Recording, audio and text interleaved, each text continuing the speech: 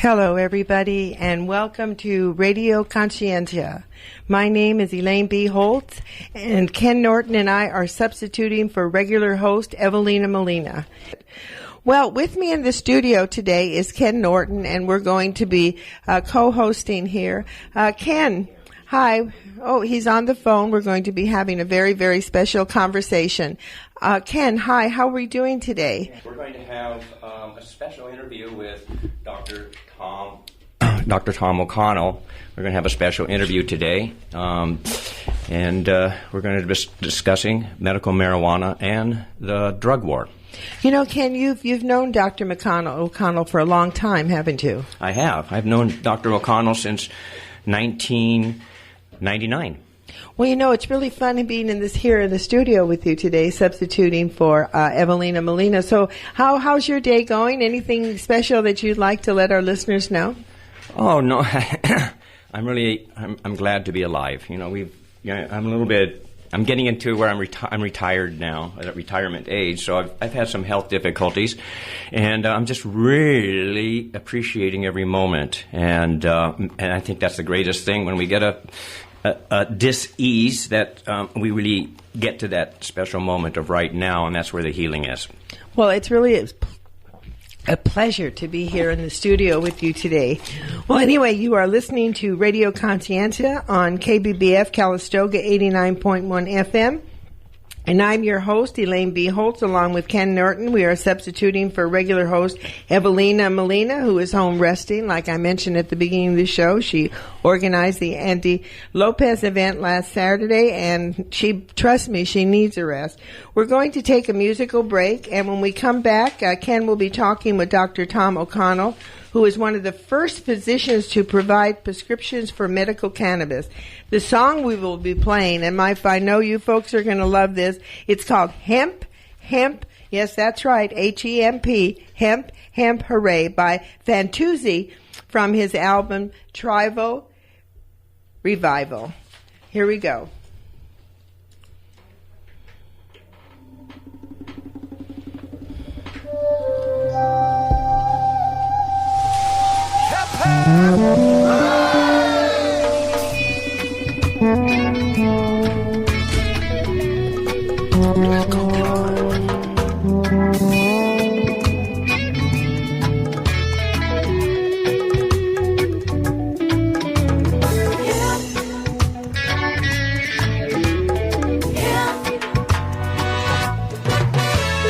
Hemp can save the world from many a disease. Make better paper without cutting trees. The tensions of this world, this earth can ease. We've had enough of war, it's time for peace.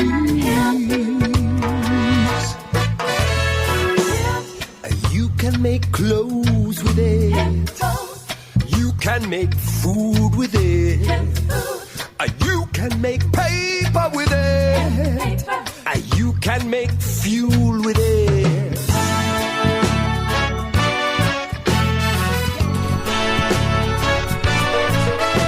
Hep, hep. Hep, hep.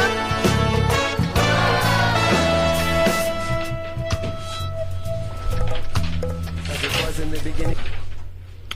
Okay, well, welcome back. KBBF 89.1 FM. This is Ken Norton. I'm the special host for today's Radio Conscientia. We just heard from my partner, Elaine B. Holtz. She's got a show on Women's Spaces later on today, 11 o'clock, so please tune in there. I have on the phone with me Dr. Thomas J. O'Connell. And I know Dr. O'Connell since 1999 when I first went to him and asked him for his recommendations on a autoimmune problem that I was facing, and he recommended medical marijuana for me. And so that's how I first met Dr. Tom O'Connell. He's one of the first pot docs, medical marijuana doctors who have specialized in this, and he comes from not from the boomer generational high that a lot of us were introduced to as in marijuana in the 60s. He is a generation older, and he's born in 1932, so he has that perspective that can look at coming into this from a scientific point of view, medical science.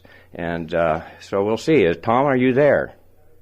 I am indeed. Okay, great, Tom. So just talk loud into your phone. One thing about Tom is that he is a medical doctor. He has his graduate at Cornell University, and then he trained in Letterman Hospital. Where was your medical training? Well, I trained, excuse me, at San Francisco General. I did my internship, and then following that, I trained in the Army in general surgery, and served for 4 years in Japan. Came back to Letterman to do a residency in chest surgery, thoracic surgery.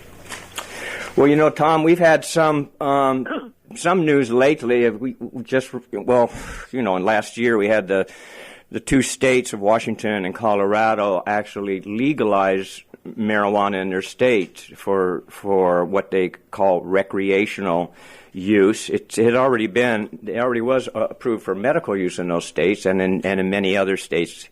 California was very early on in 1996 with Proposition 215 called the Compassionate Use Act of California, and which has been wonderful as far as protecting patients from, sort of protecting patients, but it has not been too good protecting growers that provide the medicine.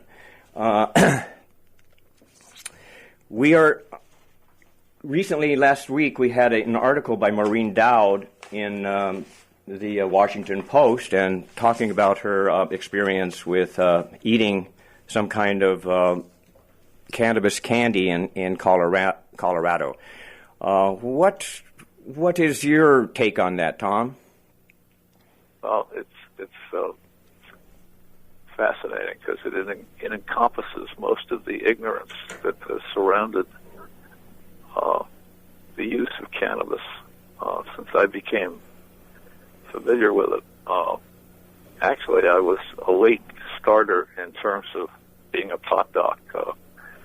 Proposition 215 had already been in effect for 5 years when I began to see large numbers of patients. And in that interval, that 5-year interval between 96 and 2001, I happened to see you and a few other people, but my major occupation at that time was editing an online newsletter about the drug war. And it's sort of a long, complex story. I was 5 years old in 1937 when the Marijuana Tax Act was pushed through by Harry Anslinger. Anslinger is a name that most older pot smokers know, but younger ones haven't heard of him. He sort of faded from memory, but he was a key player. And, basically the drug war had its roots 100 years ago, almost exactly. In December 1914, Congress passed the Harrison Narcotic Act. So we have a 100th year anniversary of really drug prohibition. Exactly.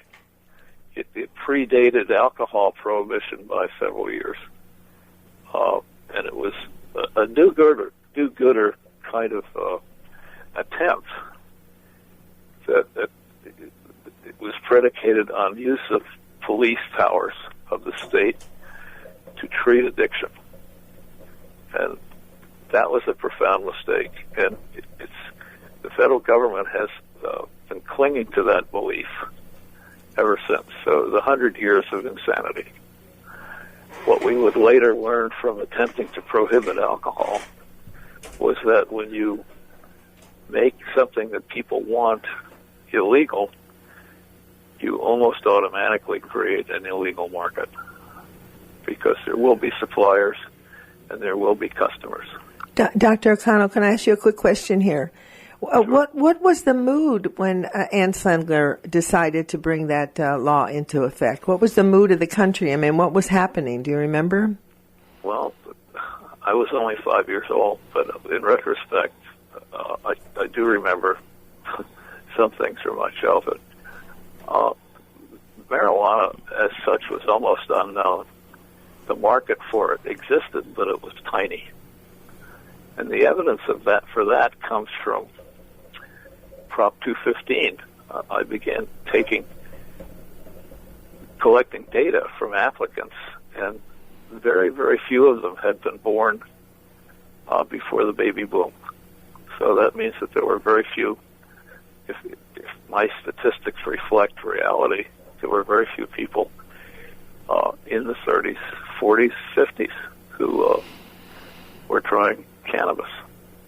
It began with a rush among so-called baby boomers, people born in 1946 and afterwards. Dr. Tom, you mentioned your data. Maybe this is good to talk a little bit about histories, taking patient histories. Well, that's an essential part of any medical examination.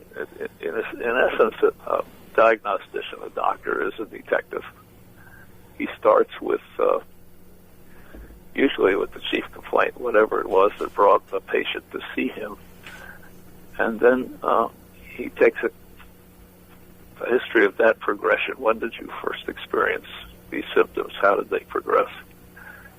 And essentially, with cannabis, the patient's chief complaint was a desire to continue using cannabis. What I found was that virtually everybody I spoke to was already familiar with cannabis and had been using it for months, years, or decades. And so it gradually dawned on me that this was an opportunity to essentially reverse engineer the use of cannabis by humans. By taking those histories and aggregating them, it gave, number one, a timeline, and number two, a menu of reasons that people were using cannabis, and also a history of that use. Now, all of this was relatively unknown at the time because marijuana was under a cloud. It had been demonized first as marijuana. It was actually, when it was introduced medically way back in the 19th century, it was called cannabis. Tom, can you speak a little louder, please? Yeah. Is this better? Yes. Okay. When it was first introduced way back in 1839 to the English-speaking world by an Irish physician who had been working for the British in India, he had discovered it. It was known among Indians, Asian Indians, as ganja or ganja, and it was used medicinally. And he did some very excellent work in documenting its medical effects. I'm not aware that O'Shaughnessy dealt with it in its smoked form, but in its oral form and topically. And it became an accepted medicine in Europe and the United States in the late 19th century. So it was actually in the U.S. Pharmacopoeia. And again, people did smoke it, but it wasn't recommended by doctors, as far as I can tell. That use was sort of spontaneous, was self-medication. It was then demonized by Harry Anslinger, the head of the Federal Bureau of Narcotics in 1937. Anslinger was not in any way medical. He was a wannabe cop who had become a member of the federal bureaucracy right after World War II, World War I, primarily because he spoke German fluently. And his connection with Andrew Mellon. Right. He was the nephew of Andrew Mellon because he had married Mellon's favorite niece. And so apparently he was the one federal bureaucrat that Mellon knew well and had influence with, obviously. And Mellon had an interest. He was the Secretary of the Treasury. And the Treasury at that time administered what was called a drug program. It also, at that time, was administering alcohol prohibition. Both of them fell under the Treasury administratively. And he moved Anslinger from alcohol to drugs. And he also created a Federal Bureau of Narcotics, both of which were within his power. And why he did that is speculated about, but the truth is nobody really knows. There's no smoking gun outlining. We have to impute their motivation. But for a junior man like Anslinger with a 2-year college education at Penn State who knew nothing about drugs or pharmacology to be given his own federal bureau, even in the 30s, was a big deal. And but this man set the tone for American citizens' relationship and even the world citizens' relationship to this plant, marijuana. Right. And he demonized it. The Marijuana Tax Act was a clone of the so-called Harrison Act, which demonized cocaine and heroin back in 1914. And, so Dr. O'Connell, so even then they lumped marijuana with the harder drugs? Is that what happened? Well, it had the stigma of being illegal. And the market for it wasn't very big. It did exist. A famous user of smoked marijuana had been Louis Armstrong, the great jazz musician, who coincidentally was an orphan. And that's probably significant, too. But there hadn't been many. Louis Armstrong never got in trouble for his use of marijuana that I know of. But another jazz musician did. It was Gene Krupa, who was very famous as a Dorsey drummer and had a movie made about him called Drummer Man. But he was busted in San Francisco in 1943 in a typical sting operation. And that was considered scandalous. He did a short jail sentence, and that was it. The next famous pot bust was after the war, was Robert Mitchum in Malibu in 1947 or 48. And this was before television. And so, David, he was busted on a Friday night in Malibu, and it was in the tabloids in New York, all over the place, and on the radio the next day. And so was it a shameful thing then for Robert Mitchum to be caught? Well, it was scandalous, but it didn't hurt his career. In fact, his movies did a lot better after that. But he was asked what his occupation was, and he said former actor. He was just getting started. And interestingly enough, his subsequent movies did better than any of the previous ones. And if you have ever seen Robert Mitchum in action, he was a heavy-lidded, sleepy-eyed sex symbol who was a decent actor, a very good actor, as a matter of fact.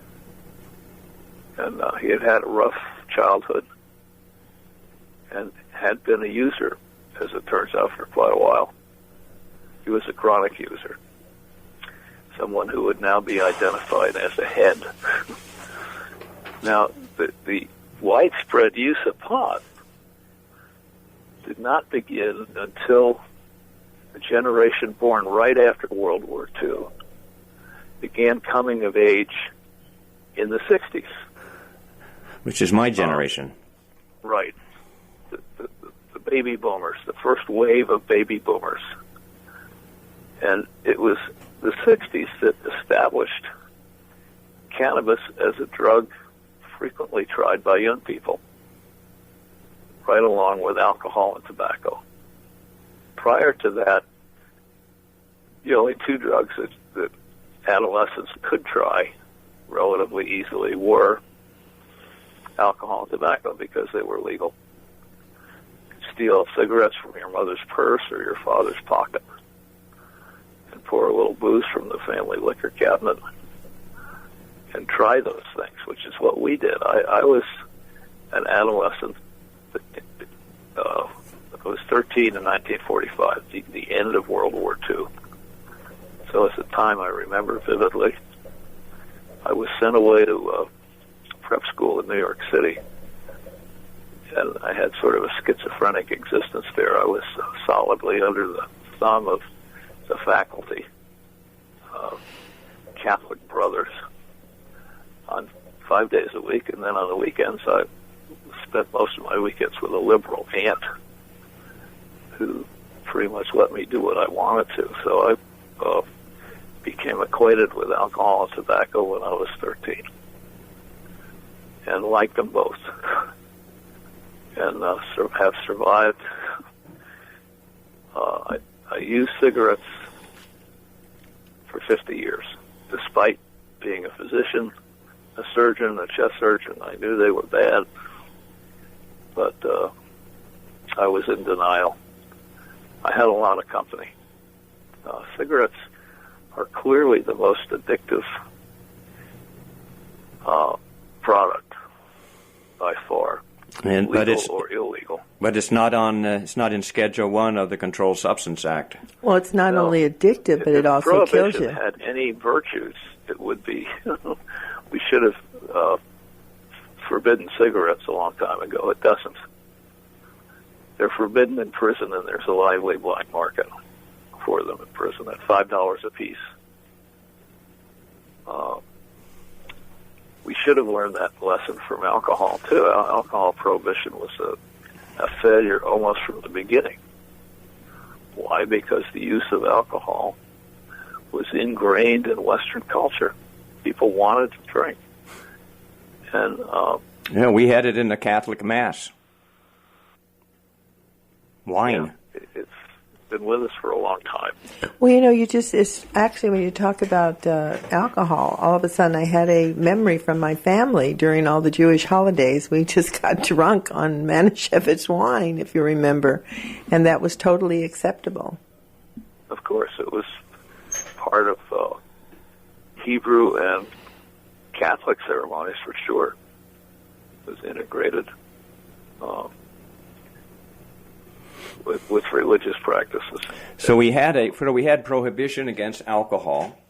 We tried it, and then we had a failed prohibition policy. It lasted from January 1920 until repeal in 1933, and that has an interesting history too, because the impetus for prohibition of alcohol did not come from the government. It came from mostly women. The Anti-Saloon League, Westerville, Ohio. There had been many attempts at statewide prohibitions, mostly in the Midwest, throughout the 19th century, and they all failed because alcohol was smuggled across the state line from adjacent states that did not have. So these laws were passed. They failed for a year or two, three, and then they were repealed. So someone got the bright idea that, well, if we had a national law arrived at by amending the Constitution, it would have enough clout, enough majesty, enough influence, so it would be obeyed. That was the thought. And so in 1918, the Volstead Act was passed, and it was ratified by enough states to go into effect as a constitutional amendment in January 1920. And actually, the illegal stills were running as the law went into effect. And as we know, it gave us a crime wave. There was the first drug crime was bootlegging. So we did not win that first drug war. Oh, we lost it miserably. Yeah. You know, Tom, I think this is a good time for us to take a little musical break and give a station ID. You're listening to KBBF 89.1 FM Calistoga. With me is Ken Norton, and we are substituting for host Evelina Molina, who's taking a well-deserved rest. And we are going to take a musical break now, but I want to remind you that the opinions expressed here are not necessarily the opinions of KBBF, the Board of Directors, its members, or Radio Conscientia. We're going to take a musical break right now, and we're going to do the next part of Hemp, Away by Fantuzzi from his album Tribal Revival. World without end. Its medical uses cannot be denied. Its spiritual uses can be realized. Warring on people and open your eyes.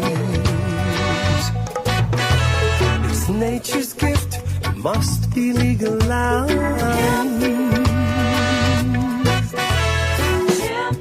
You can make clothes with it. You can make food with it. You can make paper with it. You can make fuel with it.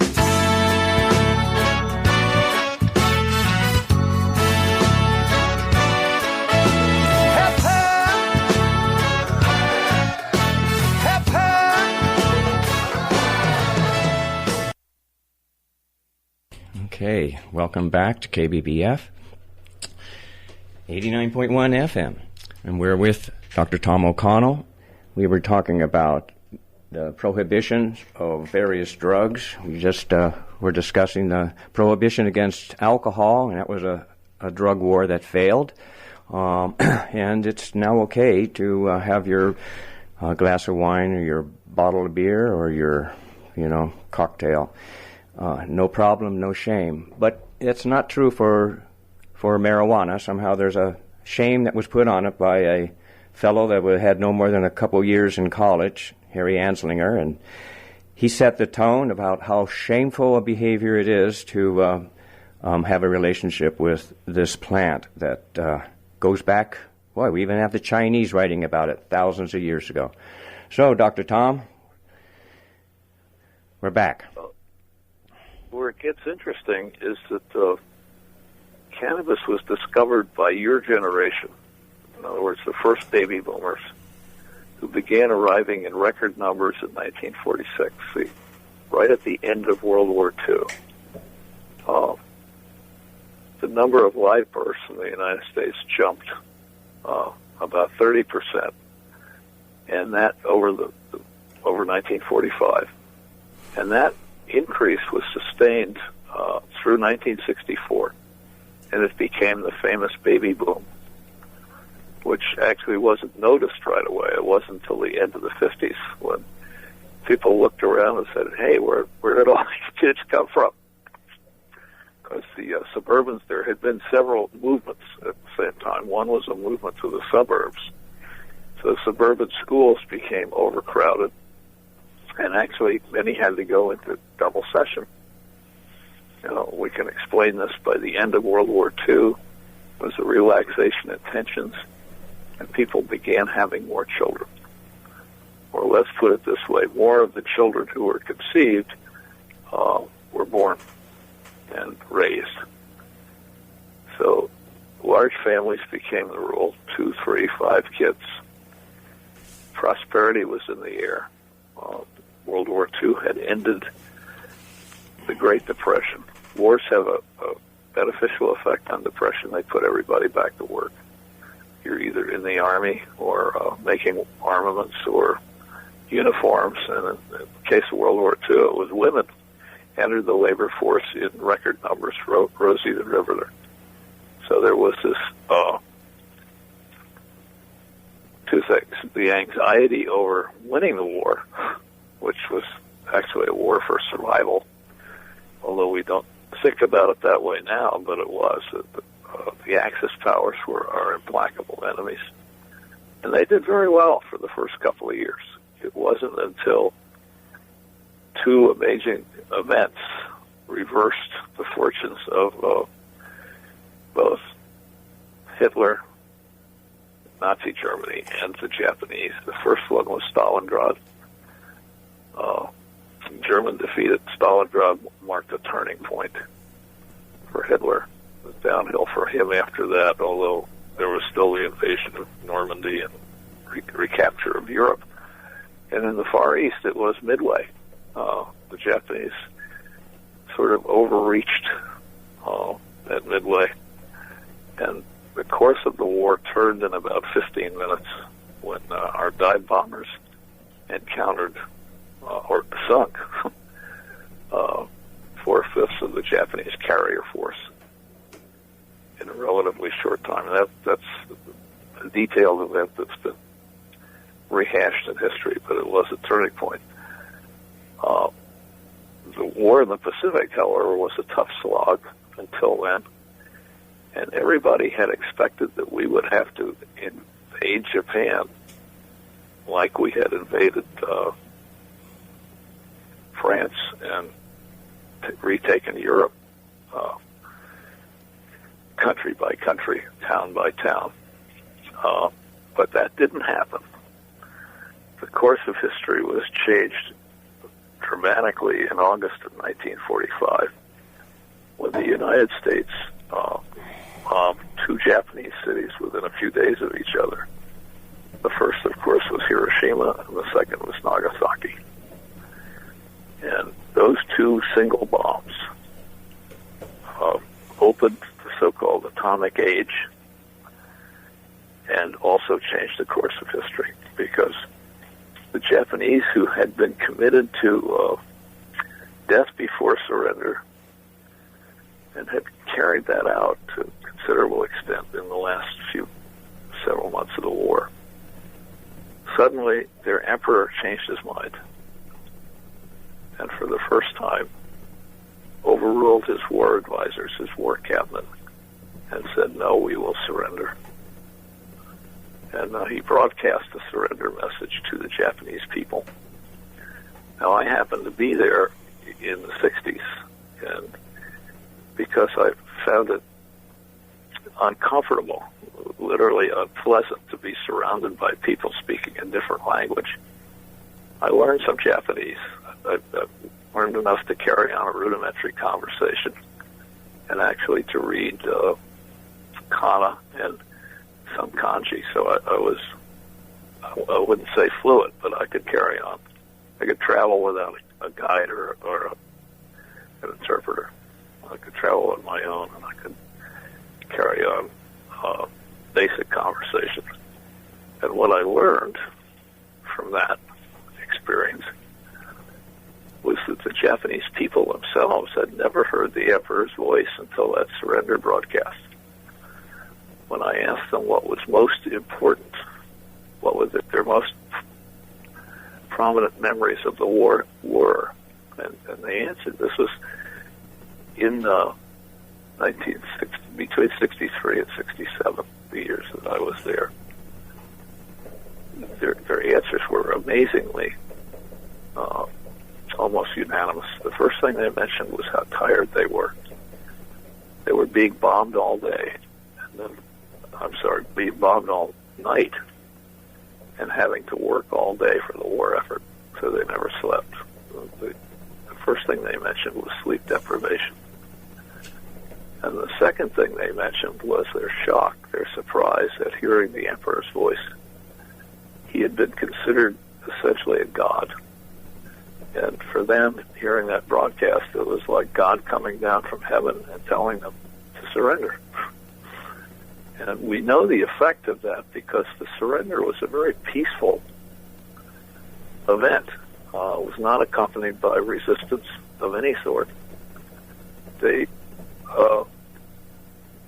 did their duty. They did what their emperor told them to do. As we know, Hirohito survived that as the emperor. He was never treated as a war criminal or tried. In essence, he and Douglas MacArthur ruled Japan not as buddies or friends, but as co-rulers. Well, this brings an interesting point up, Tom, that here we have the Japanese with this real strong belief, follow our emperor, and in this, and during in the 40s it was war, and it took an atomic bomb in order to get the attention of that one man, the emperor, that had that effect upon so many Japanese. Here we have now in the drug war.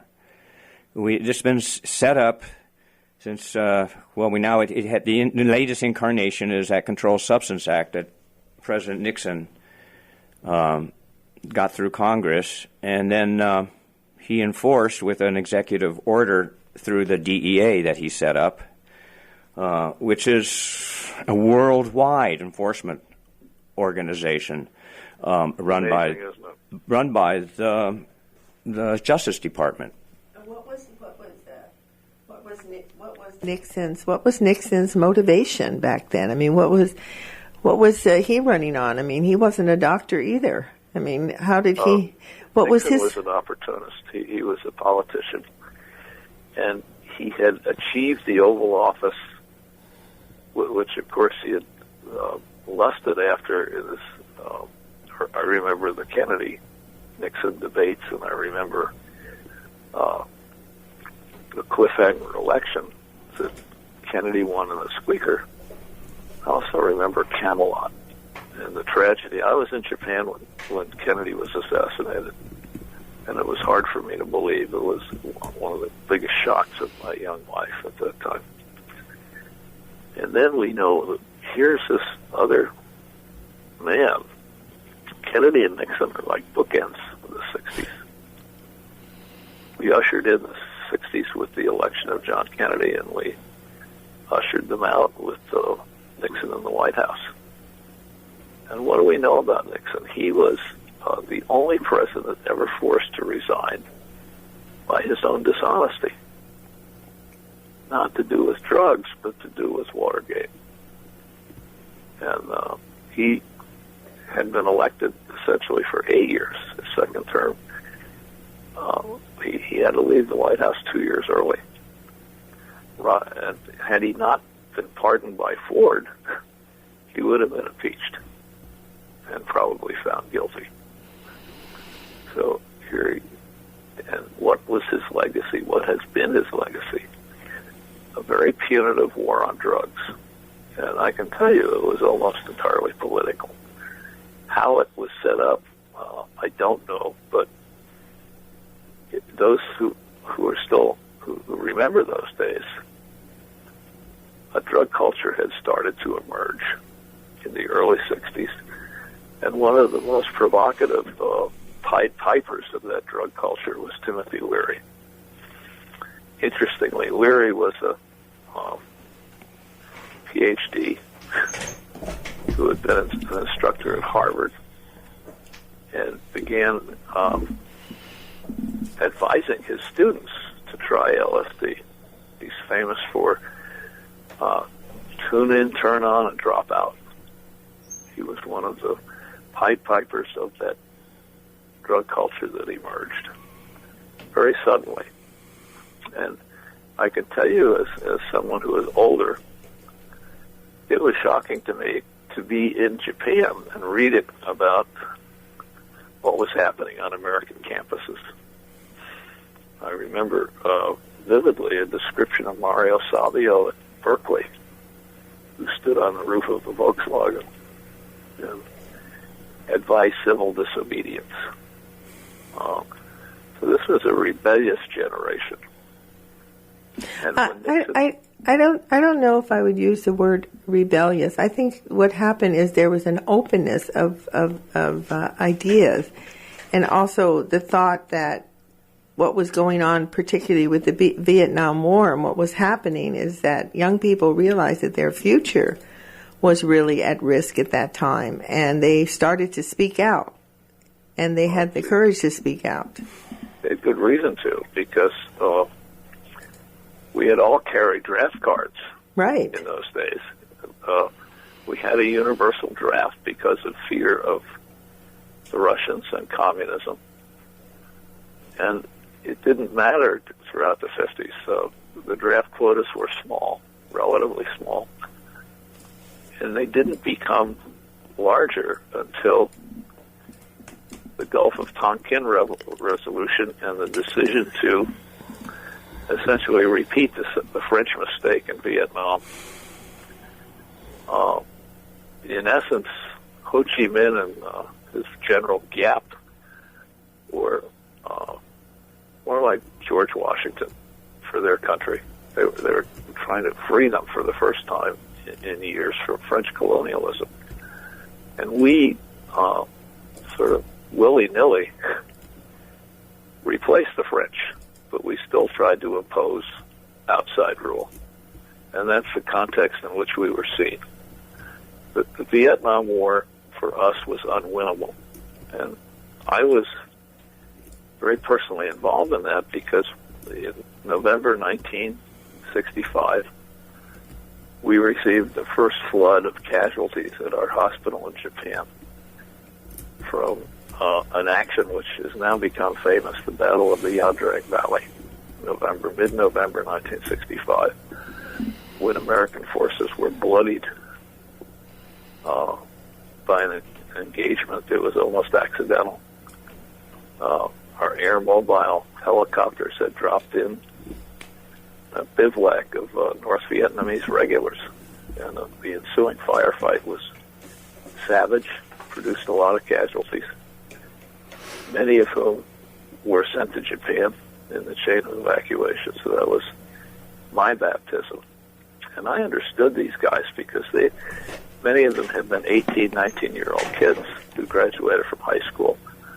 And the next thing they were drafted, trained for a year, and then sent to Vietnam for a year. And Vietnam was a terrifying war, especially if you were a grunt. These guys were sent on search and destroy missions, which meant that they were bait. Well, one thing, fire from the Vietnamese, Viet Cong, and regulars. Tom.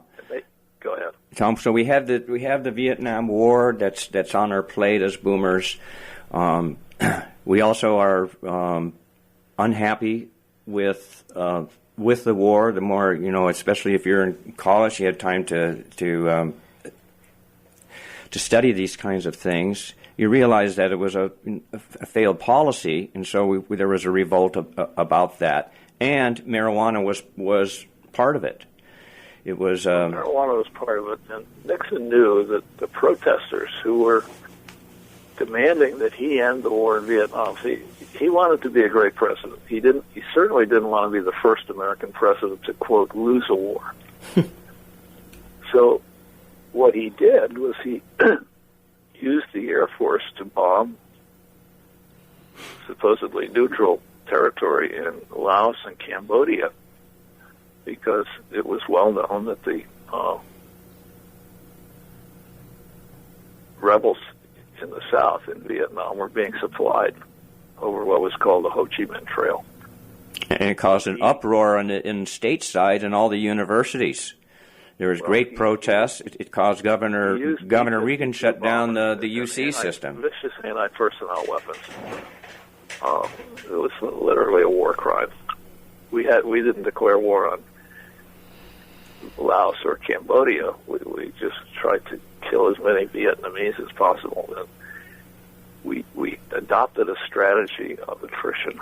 So is that in this time in the 1970? That's when the Controlled Substance Act then came into being. Well, it was passed in 1970. It was motivated.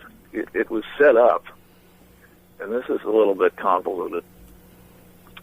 Timothy Leary, who, as I mentioned, was the guru of LSD, was going to Mexico on a family vacation with his then wife and 2 teenage children. He crossed the bridge at Laredo, and in a man bites dog experience, he was turned back by the Mexicans. Now, when does Mexico turn back tourists with money? Almost never. So he was not admitted to Mexico, and when he recrossed the bridge at Laredo to re-enter the United States, a small stash of marijuana was found in his daughter's luggage. He was tried. He was sentenced in accord with the Boggs Act, which had been passed in the mid-50s, to a savage 30-year sentence for a small stash of marijuana. And he appealed, which was reasonable. And his appeal was based on Fifth Amendment grounds, because in order to buy the tax stamp that was called for by the Marijuana Tax Act, he would have had to confess that he was breaking the law. It was a setup. Now, the Warren Court received a case in 1965. Leary was busted in 64. And of course, the court doesn't review these cases and rule on them in a few months. It takes years. The Warren Court was which court? Supreme Court. The Supreme Court. Okay. The liberal court, the most liberal of all Supreme Courts, and it had just ruled on Miranda, which was Fifth Amendment. The ruling on Miranda was in 1966. Well, which we all know now as the Miranda rights that have to be read to us if we're arrested by a police officer. So they found no trouble in agreeing with Leary that his Fifth Amendment rights had been violated. So we have this. So we have the Supreme. Tom, we have this. We're running a little. We only have about 5 minutes left here, so I want to have a little bit of a wrap up. But we have this law thrown out, so we're sort of in a limbo on the drug war doesn't have a law behind it, so they passed this Controlled Substance Act, and the Controlled Substances Act was Nixon's attempt to reestablish federal hegemony over those disorderly hippies. It was aimed right at the hippies. Right, and the key they were using, the key thing of this, and it was implacable. And the key thing of the Controlled Substance Act was this algorithm that Nixon's legal mind came up with, or with his attorney general. That number one, is it harmless? Number two, is it habit forming? Number three, does it have any recognized medical use? And according to that magic wand, that magic legal wand, they determined what is in Schedule 1, apparently, but they put in there LSD, marijuana, and heroin, and some other drugs that had been lost. See, when the Marijuana Tax Act was thrown out, we lost our drug policy. Right. So now we have a new one. So under those circumstances, the sitting president, who was then Richard Nixon, is obligated. He's not privileged. He's obligated to suggest a so-called remedy. Now, his remedy was a whole new concept based on nothing but his own rhetoric. If a substance, not a drug, a substance, is A, dangerous. Dangerous was not defined. B, habit forming. Habit forming was not defined, but clearly it meant it was a substitute for addictive. And 3, of no recognized value in American medicine. Well, this is Nixon speaking. What the hell does he know about marijuana or any other drug? Right. So now what we have now is been studied responsibly. So in essence, he got away with a rhetorical ploy, which was passed by Congress and has been upheld several times by the Supreme Court. Okay. Now, Tom, and we have what they didn't know was that marijuana is spectacularly good medicine. It treats both the mind and the body in ways that were undreamed of and are still not recognized. But you have recognized them. You have recognized them with your patients that have come through. The worst American legislation since the Dred Scott decision. And yet it took an atomic bomb to stop the Japan by convincing the emperor. Is there any way that we can stop this in the United States and the world, since this Controlled Substance Act is folded into the UN? Well, that's the dilemma. We've got the whole species endorsing an act of supreme foolishness. Well, also, when you look at our prison population, that's what our prison population is made up with, is low-level drug offenders. Uncontrolled growth in our prison population ever since. I mean, that's only one. We've created a number of illegal drug markets. Why is that? Well, it's profitable for a lot of people. Well, Tom, people who make illegal drugs, and also the police agencies that try to stop them. So it's a disaster which has been foisted off on the land of the free and the home of the brave. Well, I think we should kind of... Tom, we'll have to stop it here. Thank you so much to have your perspective on this. That hopefully we can have science trump over this kind of a belief that's led us down this treacherous path. Well, Ken, I want to thank you for bringing Dr. O'Connell to KBBF. I mean, what an interesting conversation. And, Tom, what's the best way to contact you? I know you have a blog at drtom.org. Yeah, that's it, www.drtom.org. And you spell out doctor, right? DOCTOR. Vanilla blog. It's not very flashy. It's all text. Yeah, but that's a way to contact him. And I'm going to put this... I will be putting this interview up on. Describe what happens. I will be putting this interview up on YouTube for people to see later. You can check it out. Either put Tom O'Connell in it or my name, Ken Norton, in it with marijuana, and it'll probably come up with the film. And we did a show in January, last January, with Tom, and that's also can be seen on YouTube. Not seen, but heard on YouTube. Well, thank you so much. You're listening to KBBF 89.1 FM in Calistoga. Elaine, you want to have some announcement here? Well, just to let people know, they've been listening to Radio Conscientia. We've been substituting and helping Evelina Molina, who will be back next week. You're listening to KBBF 89.1 FM Calistoga. You've been listening to, you've been hosted by Ken Norton and myself, Elaine B. Holt. Night. And doctorship is private, and that is for sure. For glaucoma, asthma, it can be a cure.